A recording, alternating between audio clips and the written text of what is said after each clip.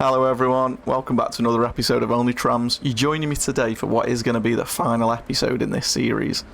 Now, what I'm wary of and the reason why I'm ending it this time around is I don't want the series to end up getting boring and for it to, have a bad lasting impression. So what I wanted to do is have a look around today at all the things that we've achieved whilst we've been making the series and just see all the changes we've made and what's come to life from what we've put in.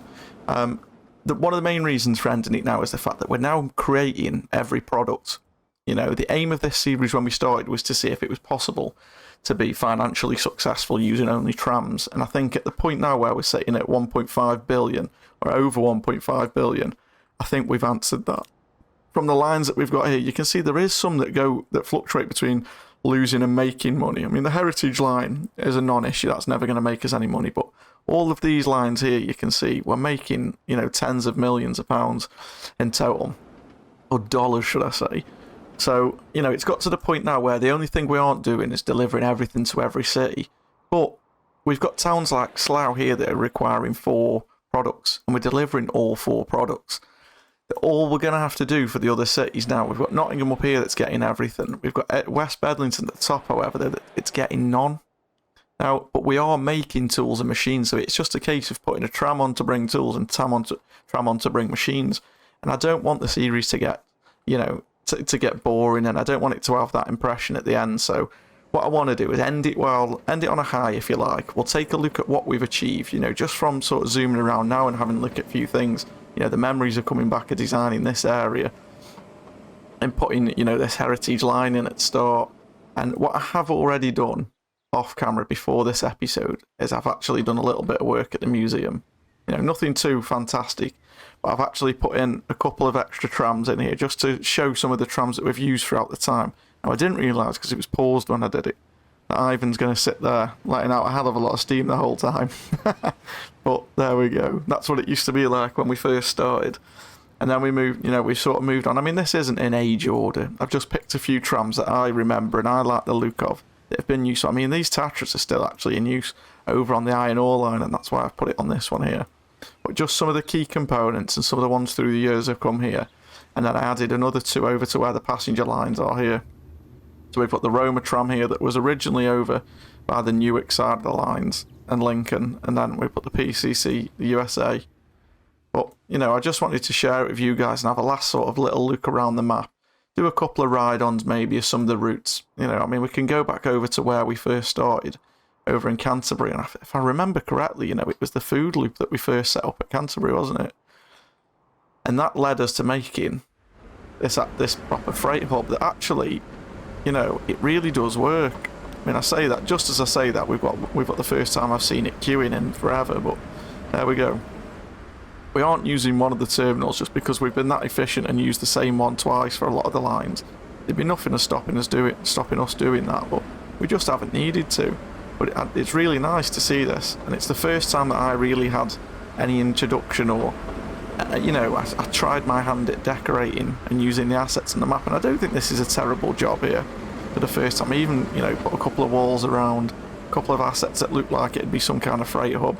And then from there, I moved over and I did this oil refinery here, didn't I? And this was the second little bit that I had a go at.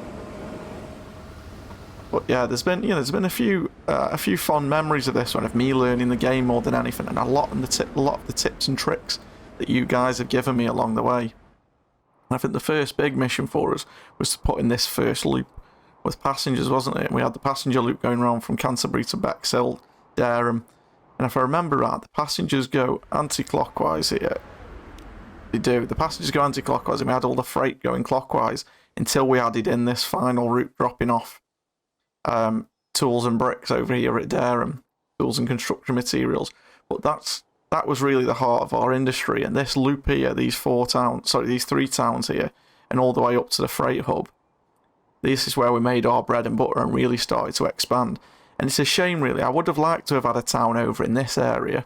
I mean, we could have come this way and across, but I don't really like having loads of bridges all the way. Whenever I have a map with a river down the middle, I like to make, in real life, you wouldn't have a bridge sort of every 10 miles or so. You would have one. And in a map this long, you might have one at either end in something like this, but because of where we were at Louth and the pre-existing bridge, I thought if we just have the crossings there, it just makes more sense. It would have been nice to have a town over here, maybe, that we could have branched with a, sort of just a direct line between Newark and there, and then connected down to Bexhill to join that main loop again. But then I would have been too tempted then to have a loop around all of this lot. And that then would have caused a lot of issues. But, I've really enjoyed this series, and I'm still in two minds where we're going to go next. We've still got the Only Pack series up and running, which is going to get, most of my attention moving forward. And then after that, I think I'm going to look at maybe an EPEC series. I think I am going to reduce it just down to one series at a time so we can focus on it and we can get it done. And then maybe even for the other series, just bring in a different game. I'm really looking forward to another game that I play is Farming Simulator, and I'm looking forward to when Farming Simulator 25 is due out. It looks like we've got a bit of a lock up here. If we can turn this guy back. Oh, hang on a minute. Let's have a look. How are we going to sort this one out? Is he just... it might be... Is he waiting for a full load? Is that what it is? You have all warned me before about waiting for a full load. Hopefully that might kick him now if we give him a restart. No, it's not happening. Okay, so how can we get rid of this? What I might have to do is just sell one and buy one. For the first time. That'll let these all go through. You can see it. Normally that would work, I think, but because they're all sort of already inside of each other and getting knocked about, it's because of how long these trams are. But now we've got the no waiting time there, we should be fine. So what we do need to do is just clone one of those vehicles again, just to get that line rate back up. So that's probably just cost us a hell of a lot of money there. But these guys will filter through now and they'll start working again.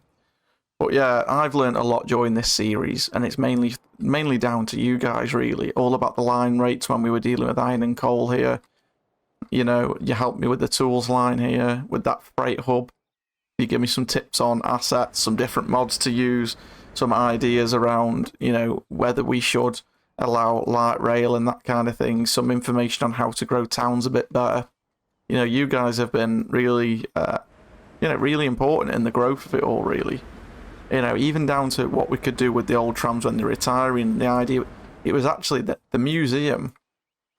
This all stemmed from, and I forget now, and I feel really bad for forgetting, but it was one of the comments that gave me this museum mod. Actually, I think it might have been Reese. I may be wrong, but one of you guys in the comments mentioned this mod, and I went and got it. I couldn't believe I'd never seen it. It's fantastic. I did a bit of decoration around here, like it doesn't come with this moving crane. I think that's a cool asset to get. And then we got a McDonald's in for the visitors, and I think we've made it really good, actually. I'm not sure if I'm a big fan of that smoke going off, but like I say, when I put that asset down, the game was paused and it wasn't actually smoking. But I suppose at least it's true to the era. We can say that it's a live exhibition and people can have a walk around it and have a look. But I think it's going to be enough of me talking for this one now, guys. I'm going to put a few little ride-alongs of the different tram routes down now for you. So for those of you that have enjoyed the series and, want to sort of reminisce about a couple of the loops, feel free to stay on board and, have a look around. I'll stick some music over the top so you can enjoy those. But realistically, I want to close this by saying a massive thank you to all of you. During this series, the subscriber counts hit that big 1,000 mark. It's really catapulted the channel. I think at the start of this series, I think we only had about 300 subscribers, so it's really grown the channel, and it's been really good to see the community getting involved and you guys giving me loads of advice and tips and tricks, and I hope you carry on watching the other series. If you've got any ideas of any other kind of games or anything you'd like to see on the channel, do let me know, because I'm always interested in looking at new games. Like I said, I'm looking forward to the new Farming Simulator that comes out later in the year. If there is any kind of interest, I might just put a Farming Sim 22 video, just a short series on before Farming Sim 25 comes out, just to sort of get everybody excited for it. No doubt, just like this game, you guys will be able to give me loads of tips and tricks. I've probably been playing it wrong for the last 12 months or so. But yeah, thanks again, guys, and I'll close out with that. As always, I really do appreciate all the comments and all the support and advice you've all given me. So thank you for that, and I'll catch you all in the next video.